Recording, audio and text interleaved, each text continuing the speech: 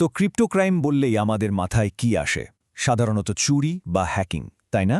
কিন্তু ব্যাপারটা যদি তার চেয়েও অনেক বড় কিছু হয়, যদি বলি এটা এখন একটা নতুন ধরনের গ্লোবাল কনফ্লিক্ট বা বৈশ্বিক সংঘাতের চেহারা নিয়েছে। আজকের এই সোর্স ম্যাটেরিয়ালের বিশ্লেষণে আমরা ঠিক এটাই দেখব, কিভাবে অপরাধী আর আইন প্রয়োগকারী সংস্থাগুলোর মধ্যে একটা ডিজিটাল যুদ্ধক্ষেত্র তৈরি হয়ে গেছে। শুধু একবার এই সংখ্যাটার দিকে তাকান, 158 বিলিয়ন মার্কিন ডলার। ভাবা যায় এটা হলো শুধু 2025 সালে চিহ্নিত হওয়া অবৈধ ক্রিপ্টো লেনদেনের পরিমাণ। এই একটা সংখ্যাই বুঝিয়ে দেয় সমস্যাটা ঠিক কতটা বিশাল। আর সবচেয়ে অবাক করার মতো বিষয় হল, এই বিশাল অঙ্কের টাকাটা কিন্তু অনেক বছর ধরে জমানো কোনো হিসাব না।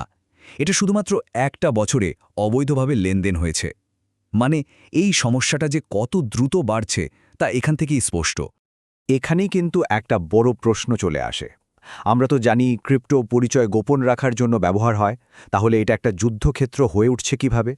আজকের এই আলোচনাতে আমরা ঠিক এই প্যারাডক্স বা বিরোধাভাসটারই গভীরে যাব। চলুন আমাদের প্রথম সেকশনে যাই। এখানে আমরা ক্রিপ্টো অপরাধ জগতের একটা বেশ আশ্চর্যজনক প্যারাডক্স দেখব। আচ্ছা, এই স্লাইডটা কিন্তু খুবই ইন্টারেস্টিং। এখানে একটা অদ্ভুত ব্যাপার ঘটছে। একদিকে দেখুন, ডলারে যদি আমরা হিসাব করি তাহলে অবৈধ লেনদেনের পরিমাণ একদম সর্বকালের সর্বোচ্চ, মানে আগের সব রেকর্ড ভেঙে গেছে। কিন্তু অন্যদিকে পুরো ক্রিপ্টো মার্কেটের তুলনায় এই অপরাধের ভাগটা আসলে কমে গেছে। মানে বিষয়টা কি দাঁড়াচ্ছে? ক্রিপ্টো ইকোসিস্টেমটা নিজেই এত দ্রুত বড় হচ্ছে যে অপরাধের পরিমাণ বাড়লেও সার্বিকভাবে সেটা একটা ছোট অংশ হয়ে যাচ্ছে।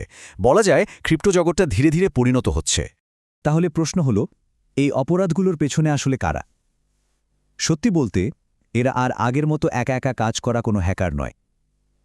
এখনকার অপরাধীরা অনেক বেশি সংগঠিত, আর তাদের পেছনে প্রায়ই বিভিন্ন দেশের শক্তিশালী মদত থাকে। টিআরএম ল্যাবসের এই ডেটাটা একবার দেখুন।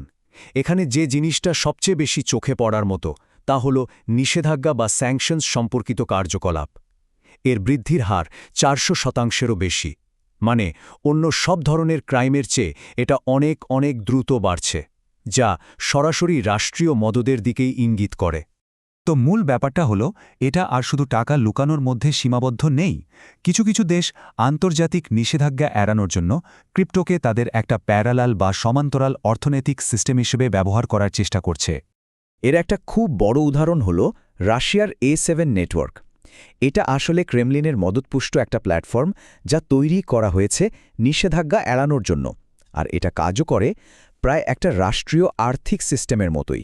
আর দ্বিতীয় ধরনের বড় খেলোয়াড় হল প্রিন্স গ্রুপের মতো বিশাল পেশাদার অপরাধী সিন্ডিকেটগুলো।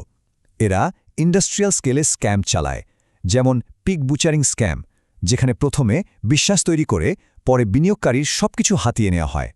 বেশ, আমরা তো অপরাধীদের কথা অনেক শুনলাম।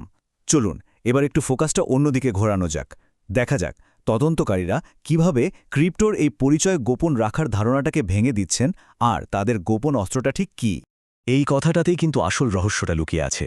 ব্যাপারটা শুনতে অদ্ভুত লাগলেও সত্যি। ব্লকচেইনের সবচেয়ে বড় শক্তি এর সবচেয়ে বড় দুর্বলতা। এখানে সব লেনদেন পাবলিক এবং চিরস্থায়ী। আর হ্যামি জিনিসটাই অপরাধীদের জন্য ফাঁদ হয়ে দাঁড়ায়।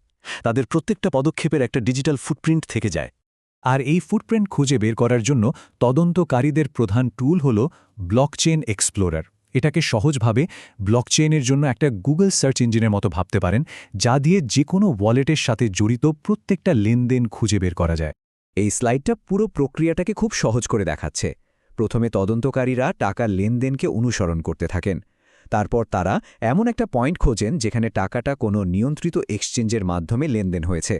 আর একবার সেই সংযোগটা পাওয়া গেলেই আইনি প্রক্রিয়ার মাধ্যমে তারা সেই এক্সচেঞ্জ থেকে ব্যবহারকারীর আসল পরিচয়টা বের করে ফেলেন। এভাবেই ডিজিটাল ওয়ালেটের পেছনের মানুষটার মুখোশ খুলে যায়। চলুন এবার কিছু বাস্তব উদাহরণ দেখা যাক, কিভাবে এই গোপন অস্ত্র ব্যবহার করে আইন প্রয়োগকারী সংস্থাগুলো সারা বিশ্বে বড় বড় সাফল্য পাচ্ছে। সাম্প্রতিক কিছু সফল অভিযানের দিকে তাকানো যাক। যেমন ব্রাজিলের অপারেশন লুসোকোয়েন, যেটা একটা বিশাল নেটওয়ার্ককে ধ্বংস করেছে, বা ক্যানাডায় ট্রেডোগ্রি এক্সচেঞ্জ বন্ধ করে দেয়া, যা সেই দেশের ইতিহাসে সবচেয়ে বড় ক্রিপ্টো জব্দের ঘটনা। আবার জার্মানিতে ক্রিপ্টো মিক্সারের সার্ভার জব্দ করা হয়েছে। এই সব কিছুই প্রমাণ করে যে এটা এখন একটা গ্লোবাল সমন্বিত প্রচেষ্টা। তো আলোচনার শেষে এসে আমরা বুঝতে পারছি যে এটা আসলে একটা চলমান যুদ্ধ। অনেকটা ডিজিটাল চোর পুলিশ খেলার মতো, যেখানে দুই পক্ষই প্রতিনিয়ত নিজেদের কৌশল বদলাচ্ছে। অপরাধীরা কিভাবে নিজেদের মানিয়ে নেয় তার একটা চমৎকার উদাহরণ হল গ্যারেন্টেক্স। এই রাশিয়ান এক্সচেঞ্জটার উপর যখন নিষেধাজ্ঞা দেওয়া হলো, তারা খুব সহজ একটা কাজ করল, শুধু নামটা বদলে গ্রিনেক্স হিসেবে আবার কাজ শুরু করে দিল। কিন্তু এর জবাবে তদন্তকারীরাও কিন্তু বসে নেই। তারাও তাদের কৌশল আরও উন্নত করছে। এখন তারা আর শুধু একটা ব্র্যান্ডের নামের পেছনে ছোটে না, বরং সেই ডিজিটাল পরিকাঠামো বা সিস্টেমটাকেই টার্গেট করে যা অনেকগুলো অপরাধী চক্র একসাথে ব্যবহার করে। আকিরা নামের র্যানসমওয়্যার গ্রুপটা এই বিবর্তনের একটা দারুণ উদাহরণ।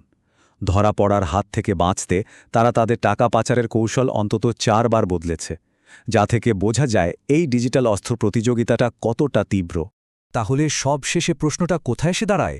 ক্রিপ্টো তো ধীরে ধীরে আমাদের সবার আর্থিক জীবনের একটা সাধারণ অংশ হয়ে উঠছে। তো এর ভবিষ্যতের লাগামটা কার হাতে থাকবে? অপরাধীদের হাতে, নাকি আইন প্রয়োগকারী সংস্থাগুলোর হাতে? এই যে একটা লড়াই চলছে, এর ফলাফলই কিন্তু ঠিক করে দেবে ডিজিটাল অর্থনীতির ভবিষ্যৎটা কেমন হবে।